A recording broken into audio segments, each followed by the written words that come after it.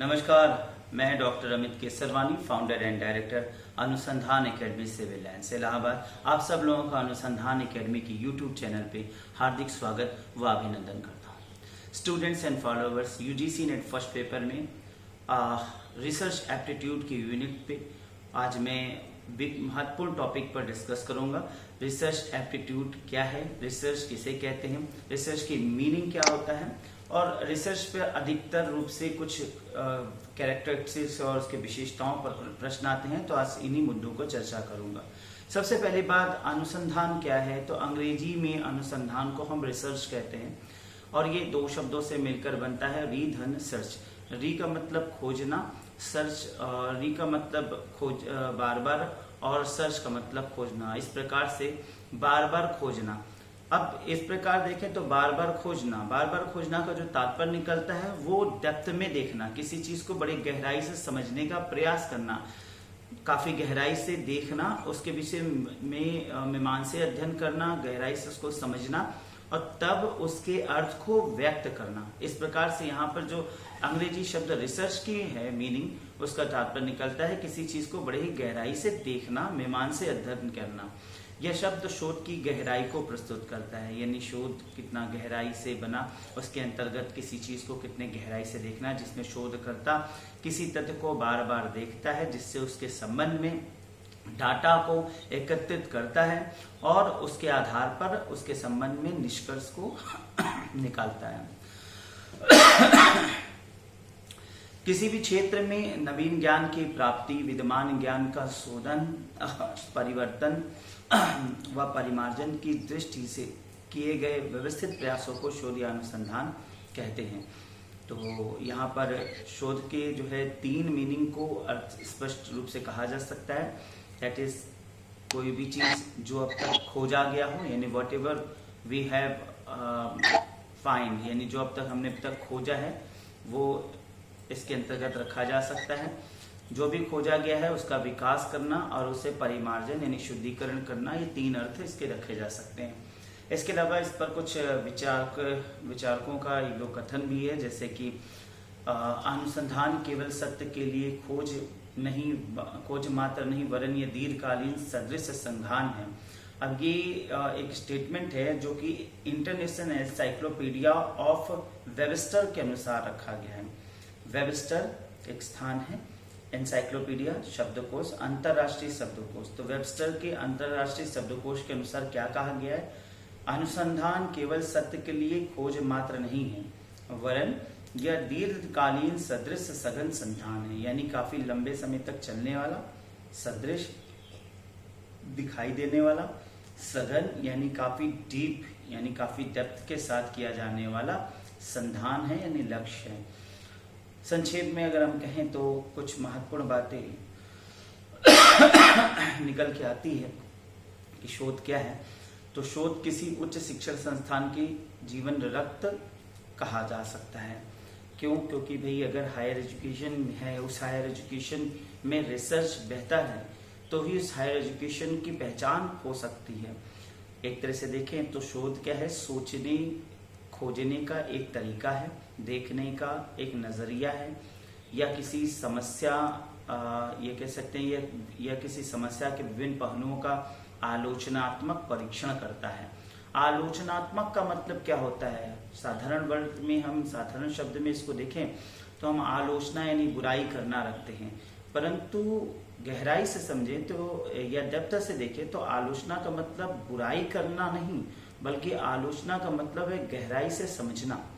तो इस प्रकार से ये आलोचनात्मक परीक्षण करने का जो तत्व निकलता है उसका मतलब हुआ कि किसी समस्या के गहराई से विमोचन करना, गहराई से अध्ययन करना, या विशिष्ट कुशलताओं का समूह भी है। शोध क्या है? एक प्रकार से जो स्पेसिफिक कुशलताएं हैं ये कह सकते हैं कि भाई इसमें a set of specific skills, यानी कि विशेष कुशलताओं का एक समूह इसे कहा जा सकता है।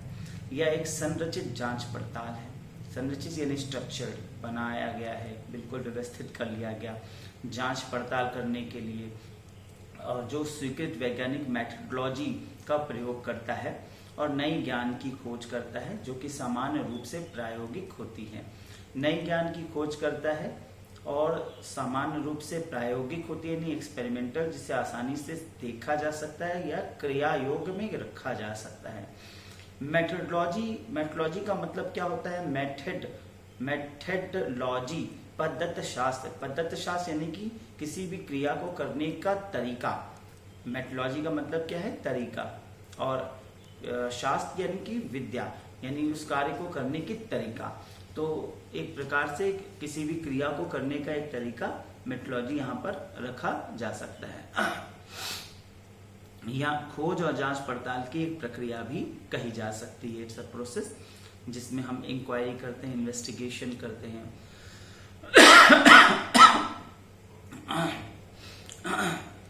अतः यहाँ पर हम इन सारे तथ्यों को अगर हम जोड़ें तो 3 अर्थ निकल के आते हैं रिसर्च की, जैसा कि बोर्ड पे मैंने अभी मेंशन किया। रिसर्च को हम DDR या RD² कह सकते हैं, जिसके 3 मीनिंग निकल के आते हैं। D for discovery, D for development, R for renewability. Discovery यानी खोजना, कुछ भी जो खोजा जा रहा है। अब रिसर्च की एक मीनिंग क्या है? खोजना। तो कुछ भी खोजना वो रिसर्च हो सकता है। डेवलपमेंट यानी विकास करना, यानी जो अब तक खोजा गया है उसमें उसका विकास करना, परिमार्जन करना।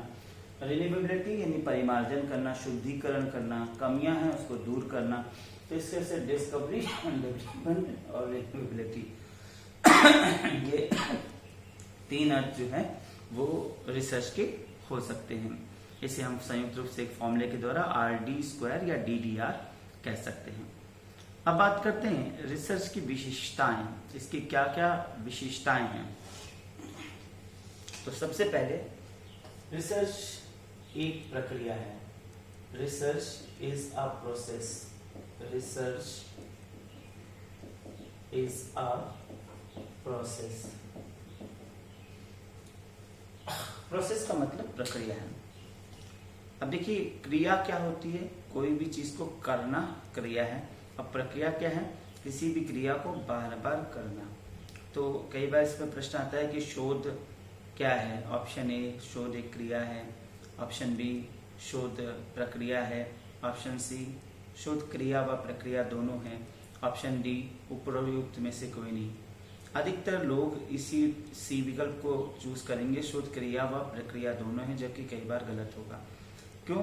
क्योंकि जब प्रक्रिया कहेंगे तो उसके अंतर्गत क्रिया समाहित हो जाएगा, इसलिए शोध क्रिया व प्रक्रिया दोनों है, ये गलत है।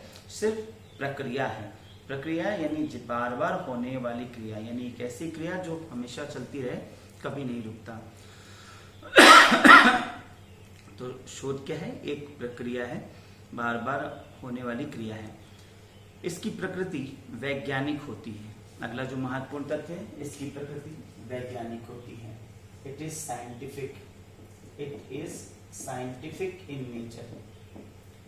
अब चाहे हम आर्ट के विषय में रिसर्च कर रहे हो, यानी कला के विषय में, चाहे हम विज्ञान के विषय में रिसर्च कर रहे हो, चाहे मानविकी के विषय में रिसर्च कर रहे हो, हमारी जो प्रक्रिया होगी, जो तरीका होगा शोध करने का, वो हमेशा ही साइंटिफिक होगा, वैज्ञानिक होगा। यानी चाहे जो भी हो जाए, जब रिसर्च कर रहे होते हैं, रिसर्च वैज्ञानिक तरीके से ही किया जाएगा। यानी विज्ञान के जो गुण हैं वही इसमें सम्मिलित किए जाएंगे शोध करने के लिए।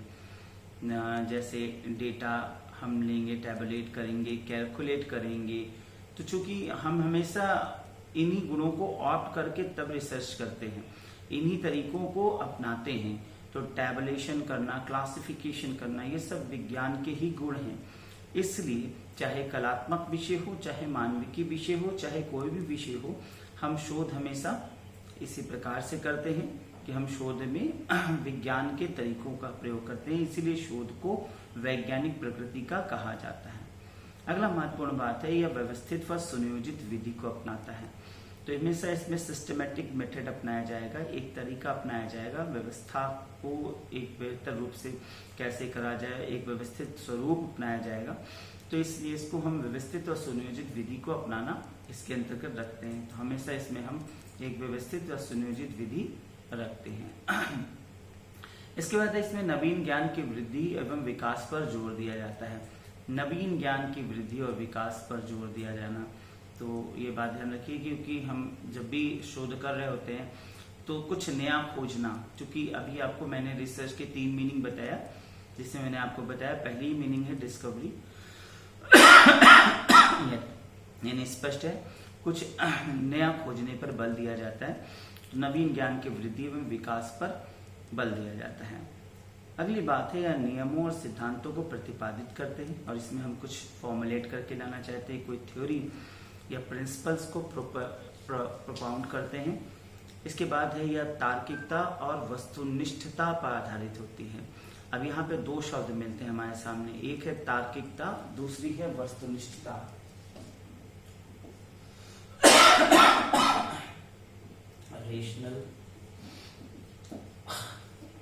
रेशनलिटी और ऑब्जेक्टिविटी। अब ये 2 वर्ड हैं, तार्किकता यानी रेशनलिटी और ऑब्जेक्टिविटी यानी वस्तुनिष्ठता। इन दोनों वर्ड्स की अपनी अपनी इम्पोर्टेंस है, क्योंकि कई बार ये शब्द आते हैं, इन शब्दों को हम लोग क्लियर नहीं समझ पाते हैं।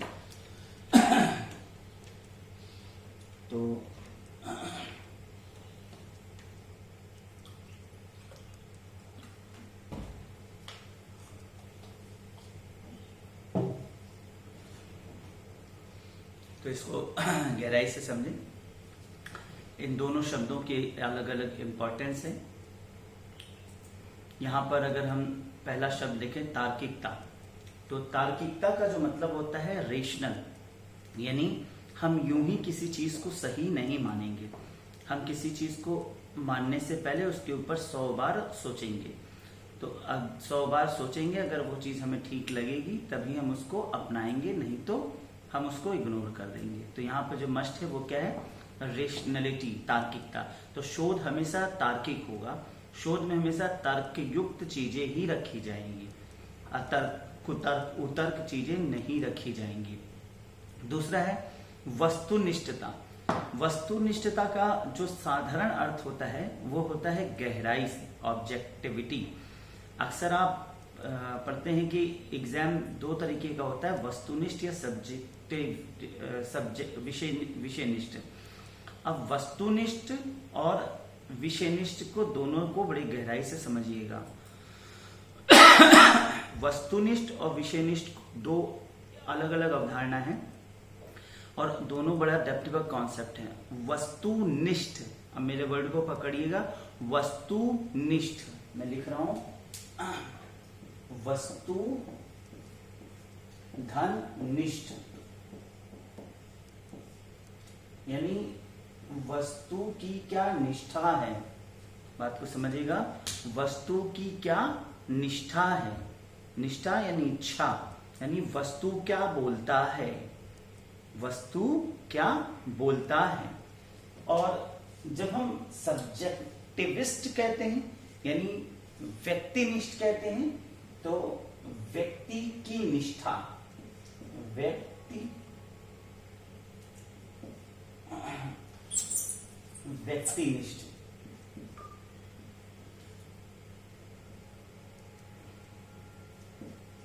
व्यक्तिनिष्ठ जब हम सब्जेक्ट कहते हैं तो व्यक्तिनिष्ठ यानी व्यक्ति की क्या निष्ठा है। अब व्यक्ति की निष्ठा मतलब व्यक्ति क्या सोचता है, वस्तुनिष्ठा मतलब वस्तु क्या बोलता है। तो रिसर्चर जब रिसर्च करता है फील्ड में जाकर, तो वस्तु क्या बोलता है, वस्तु में क्या दिखता है, ना कि व्यक्ति क्या सोचता है। बात को समझ रहे हैं, हमारा सोचना इंपॉर्टेंस नहीं है, वस्तु क्या बोलता है। फॉर एग्जाम्पल, हम एक शोधार्थी हैं और हम इस मार्कर के ऊपर अध्ययन कर रहे हैं, हम रिसर्च कर रहे हैं कि मार्कर कैसे बना है। अब अगर हम अपने दृष्टिकोण से सोचें तो भाई इस मार्कर में पीछे एक तो इंक पॉट होगा, उसमें ढेर सारा इंक भर दिया होगा और ऐसे करते हैं लिखता होगा। तो ये हमारी सोच हो सकती है, इसे हम व्यक्तिनिष्ठ कहेंगे। व्यक्ति सोचता है। लेकिन जब हमने इसका वास्तविक रिसर्च किया तो हमने क्या किया, हमने इसको खोला, वस्तु को खोला, फिर हमने वस्तु के अंदर देखा, अरे यहाँ पर तो एक सोखता रखा गया है, ओ इसमें इंक डाला जाता है, अच्छा अच्छा, और फिर ये इंक पीता है, उसके बाद सख्त होता है इंक, और उसके बाद ये ऐसे लॉक किया जाता है, और उसके बाद ये डिप होता है, इंक आता है। अब जब हमने इसका रिसर्च किया तो वस्तु अब क्या बोलता है वो सच निकल के आया, ना कि इससे पूर्व में व्यक्ति क्या इसके विषय में सोच रहा था। तो वस्तुनिष्ठ ज्यादा बढ़िया है या व्यक्तिनिष्ठ ज्यादा बढ़िया है? वस्तुनिष्ठ, यानी वस्तु क्या सोचता है। तो वस्तु क्या सोचता है ये इंपॉर्टेंट एस्पेक्ट है, ना कि व्यक्ति क्या सोचता है। तो यहां पे स्पष्ट हो रहा है।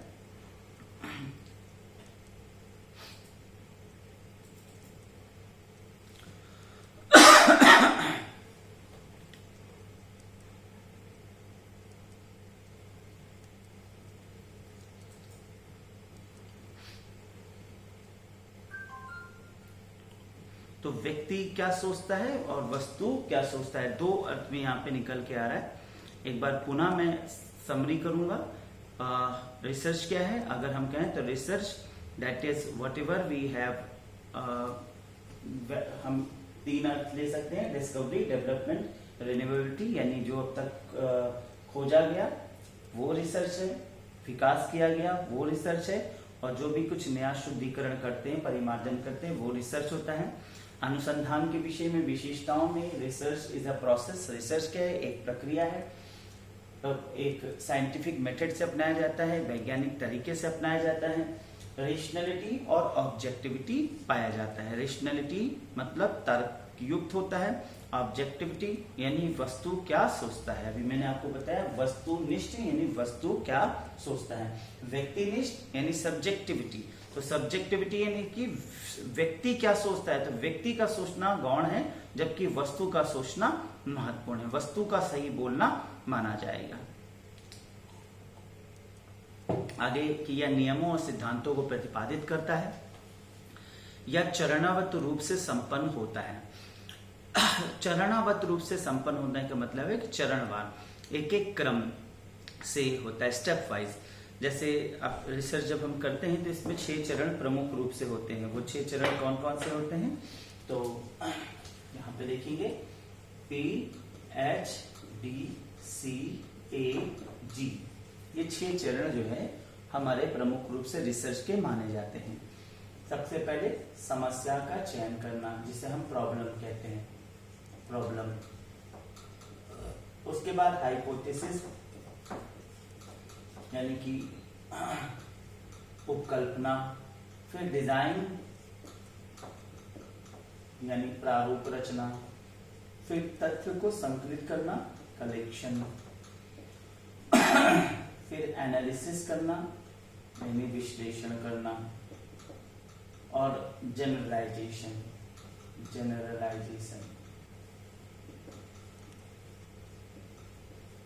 ये 6 चरण होते हैं किसी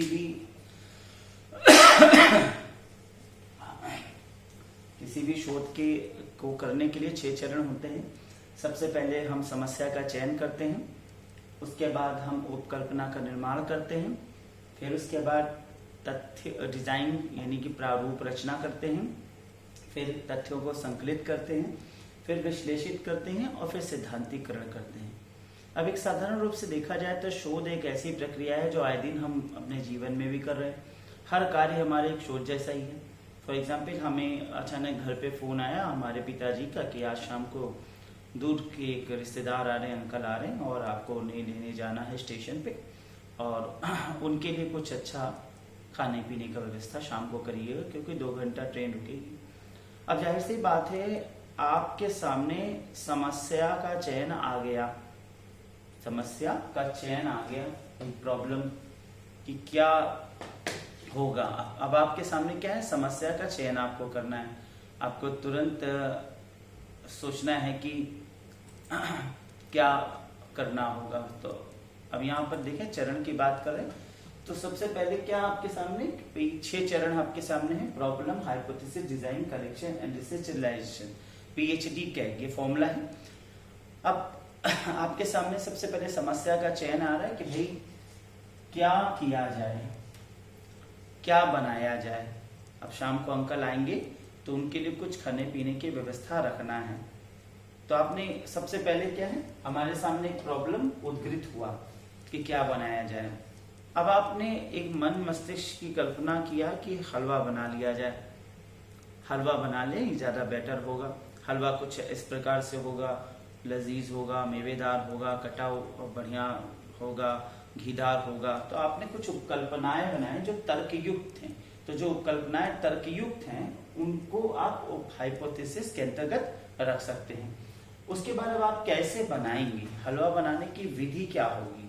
अब आपने हलवा पहले नहीं बनाया तो जाहिर सी बात है आप किसी से पूछोगे, रेसिपी बुक लोगे, यूट्यूब वीडियो पे जाओगे जिस पर आप सर्च करोगे कि हलवा बनाने की विधि क्या होती है, यानी आप डिजाइन खोजेंगे। इसी को हम मेथडोलॉजी कहेंगे। मेथड, पद्धति, कोई ना कोई पद्धति को अपनाएंगे। उसके बाद हम डाटा को कलेक्ट करेंगे। डाटा को कलेक्ट करेंगे यानी कि हलवा बनाने से पहले हलवा बनाने की विधि भी जानकारी होने के बाद हमें सबसे ज्यादा जरूरी है सामग्री का एकत्रीकरण करना। तो भाई अगर हम सूजी का हलवा बना रहे हैं तो सूजी चाहिए, घी चाहिए, पानी चाहिए, शक्कर चाहिए, ईंधन चाहिए, सभी समस्त मटेरियल हमें आवश्यकता चाहिए और हम सारी चीजों को आवश्यकता के अनुरूप रख लेंगे। उसके बाद हम एनालिसिस करेंगे।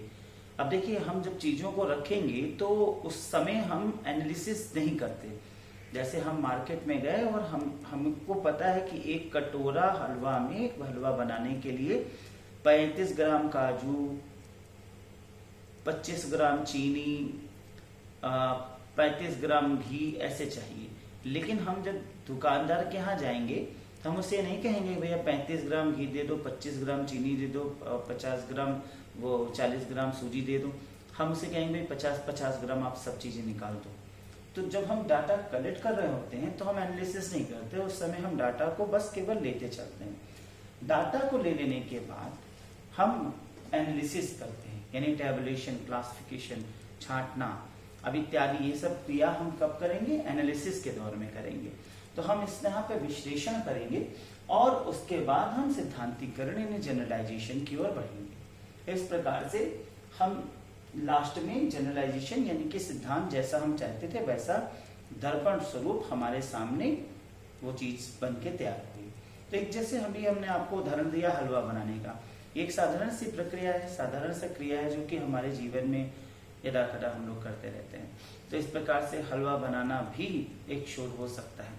इसी तरीके से बहुत से क्रियाएं हमारे जीवन में आगे पीछे हर जगह चलता रहता है और हम अपने जीवन में इन क्रियाओं को देखें तो एक प्रकार का शोध हर वक्त चल रहा होता है।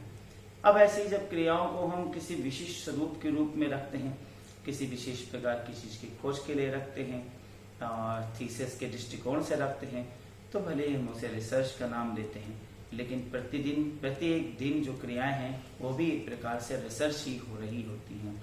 तो प्रतिदिन की जो हमारी क्रियाएं हैं वो भी एक प्रकार से रिसर्च ही है। अब आगे बात करते हैं। तो शोध कार्य में धैर्यता होना बहुत जरूरी है और अगर आपको बेहतर रिसर्च करना है, सक्सेसफुल रिसर्चर बनना है, तो आपके अंदर धैर्यता का होना बहुत जरूरी है। आपको पेशेंस होना चाहिए। इसमें व्यक्तिगत पक्षों, भावनाओं और विचारों को महत्व नहीं दिया जाता। ये इम्पोर्टेंट फैक्ट है। कई बार ऐसा देखा गया कि एक रिसर्चर रिसर्च कर रहा होता है और वो किसी न किसी चीज से प्रभावित होकर कर रहा होता है। सपोज करिए हमारे मन मस्तिष्क में किसी एक समुदाय के खिलाफ एक नेगेटिव भावना विकसित है बचपन से ही। एक एग्जाम्पल के रूप में मान लीजिए हमारे मस्तिष्क में ये विकसित है कि मुस्लिम्स झूठ बोलते हैं और इस भावना के साथ हम एक खनी मुस्लिम आबादी में जाकर डाटा ले रहे हैं। तो जाहिर सी बात है कि जब सामने से उत्तरदाता उत्तर देगा तो मेरे मन में यह बात पहले आएगी, हाँ ये झूठ बोल रहे होंगे, क्योंकि इनकी प्रकृति में झूठ बोलना होता है। तो अगर यह चीज प्रभावी हो जाएगी मेरे शोध में तो शोध बायस हो जाएगा, शोध बेहतर नहीं हो सकता। तो शोध में व्यक्तिगत पक्ष, भावनाएं कभी भी प्रभावी नहीं होना चाहिए, हमेशा निष्प्रभावी होना चाहिए। घटना जिस रूप में हमें दिखे उसी रूप में उसे अध्ययन करने पर बल दिया जाना चाहिए। अब शोध में विश्वसनीयता के गुण पाए जाते हैं, क्योंकि शोध काफी कई एक चरण में काफी गहराई से किया जाता है, इसलिए इसे विश्वसनीय माना जाता है। अगर किसी शोध की परीक्षण दोबारा खोज करने पर परिणाम वही देता है तो इसे हम शोध की निरंतरता यानी शोध की विश्वसनीयता कहेंगे। विश्वसनीय तब है जब कोई चीज बार बार किया जाए और वही आए। अब एक प्रश्न आता है वैधानिकता। वैधानिकता यानी वैलिडिटी, और एक होता है विश्वसनीयता, रिलायबिलिटी। अब रिलायबिलिटी और वैलिडिटी में अंतर को समझिएगा। रिलायबल है तो वैलिड होगा, वैलिड है तो रिलायबल होगा। ये प्रश्न आता है कि अगर कोई चीज रिलायबल है, रिलायबल, तो क्या वो वैलिड होगा? और अगर वो वैलिड है तो क्या वो रिलायबल होगा? यह एक प्रश्न बनता है हमारे सामने कि कोई चीज रिलायबल है, बोर्ड पे मैंने लिखा है रिलायबल है तो वैलिड होगा, या अगर कोई चीज वैलिड है तो रिलायबल होगा। अब यहां पे समझिएगा, रिलायबल है यानी विश्वसनीय है तो वैलिड होगा, ये जरूरी नहीं है, ये जरूरी नहीं है।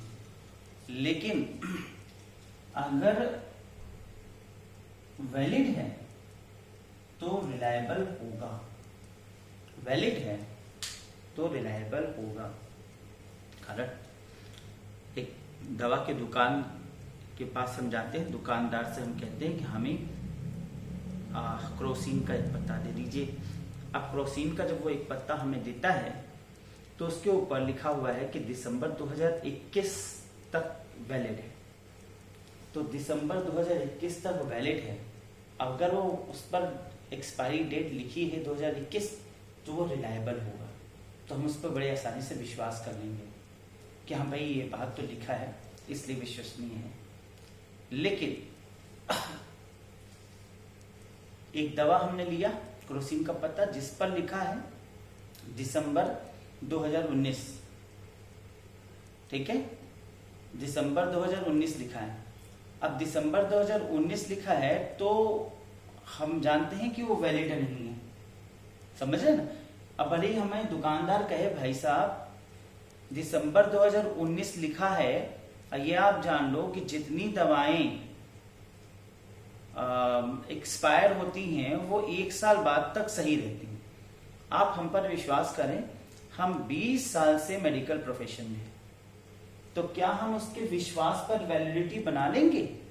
नहीं बना सकते, क्योंकि विश्वास पर वैलिडिटी नहीं आती है, वैलिड है तो विश्वसनीय हो जाता है, समझ रहे? तो वैलिड है तो विश्वसनीय हो जाएगा, ये बात हमेशा माइंड में बना के चलिए। इसलिए वैलिडिटी हमेशा तभी होगी जब हमें रिलायबिलिटी तभी होगी जब चीज वैलिड होगी। सटीकता की एक परिभाषा होती है, एक्यूरेसी किसे कहते हैं, तो मापन करता है कि क्या जो शोध उपकरणों का चुनाव किया गया है वो सर्वोत्तम संभाव तरीके से किया गया है, क्या शोध प्रक्रिया शोध समस्या को सूट करता है या नहीं। यानी कोई चीज सटीक तभी कही जाएगी जब वो बार बार एक ही परिणाम निकालेगी, तो हम उसे कहते हैं एक्यूरेसी होना।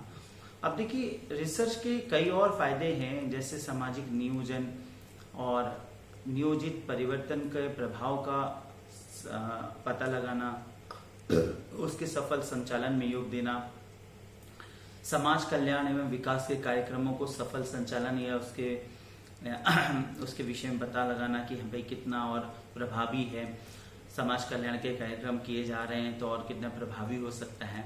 घटनाओं के यथार्थ चित्रण प्रस्तुत करना। इसका मतलब क्या है? इसका मतलब है कोई भी घटना जैसा हमें दिखे वैसा उसकी व्याख्या कर देना। तो जो जैसा है उसको वैसे ही व्याख्या कर देना, जैसा दिख रहा है वैसा ही बता देना घटनाओं का यथार्थ चित्रण कहलाएगा। सामाजिक समस्याओं के निस्तारण हेतु विकल्पों को अवलोकित करना। तो भाई जो सोशल प्रॉब्लम्स हैं उसके निस्तारण हेतु विकल्पों को अवलोकित करना, यानी कि जो प्रॉब्लम्स हैं हमारे सामने उनका क्या हल निकाला जा सकता है। बहुत सी समस्याएं हमारे सामने आती हैं, उनका हल क्या होगा, ठीक है। तो वो सब कुछ शोध के द्वारा हमें ज्ञात हो सकता है। एक और इम्पोर्टेंट एस्पेक्ट है सत्य का सामाजिक निर्माण करना। सत्य का सामाजिक निर्माण करना, social construction of the truth, that is reality. Social construction of the reality, सत्य का सामाजिक निर्माण करना। सत्य का सामाजिक निर्माण बहुत इंपॉर्टेंट है। इसका मतलब हुआ कि जो सत्य हमें पता है और जो सत्य वर्तमान में है, तो वर्तमान के सत्य से आधुनिक सही सत्य से प्रतिस्थापित कर देना। अब जो समाज का सत्य है वो जो काफी समय से चला आ रहा है, जिसे हम परंपरा नाम दे सकते हैं, वो समाज का सत्य होगा, परंतु उस सत्य से वास्तविक सत्य यानी वर्तमान के सत्य को प्रतिस्थापित कर देना। यानी आज जो सत्य है उस सत्य को चुनना, ना कि जो सत्य कहा जाता रहा है उस सत्य को अपनाना। ये कहेंगे सत्य का सामाजिक निर्माण करना। मैं फिर से समझाऊंगा। जैसे मान लीजिए कि कोई घटना सत्य मानी जाती रही है, हमारे समाज में कोई घटना है जो सत्य मानी जाती रही। एग्जाम्पल के रूप में मान लीजिए कि चंद्रमा को ईश्वर माना जाता है। आज से 200 साल बाद पहले अगर हम चले जाएं तो चंद्रमा ईश्वर था और इस पर कोई कमेंट नहीं कर सकता था। लेकिन आज हम सबको पता है कि चंद्रमा अब ईश्वर नहीं है, चंद्रमा एक सैटेलाइट उपग्रह है। और फिर भी अगर हम चंद्रमा की पूजा कर रहे हैं, उसको देखकर तीज और उसी को देखकर ईद मना रहे हैं, तो ये क्या है? सत्य का सामाजिक निर्माण नहीं हुआ है। अब हमें क्या करना चाहिए? जो सत्य है उसे समाज में लाना चाहिए और उस सत्य के साथ समाज के सत्य को प्रतिस्थापित करना चाहिए। अर्थात जो सत्य पता है, जो वास्तविक वैज्ञानिक सत्य हम जान चुके हैं, उसको समाज का सत्य बनाना, ना कि जो पारंपरिक समाज का सत्य है वो भले ही सत्य नहीं है फिर भी उसे मानते आना। ठीक है, तो इसे कहते हैं सत्य का सामाजिक निर्माण करना।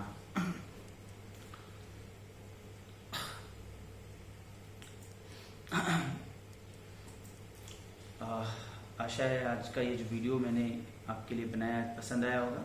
मैंने रिसर्च के महत्वपूर्ण पॉइंट्स को यहाँ पर इंगित करने का प्रयास किया है। मैं बहुत जल्दी और भी महत्वपूर्ण टॉपिक्स रिसर्च पर जैसे हाइपोथेसिस और रिसर्च मेथोडोलॉजीज पर बनाऊंगा। फिर आपसे मुलाकात होगी। तब तक के लिए धन्यवाद। नमस्कार।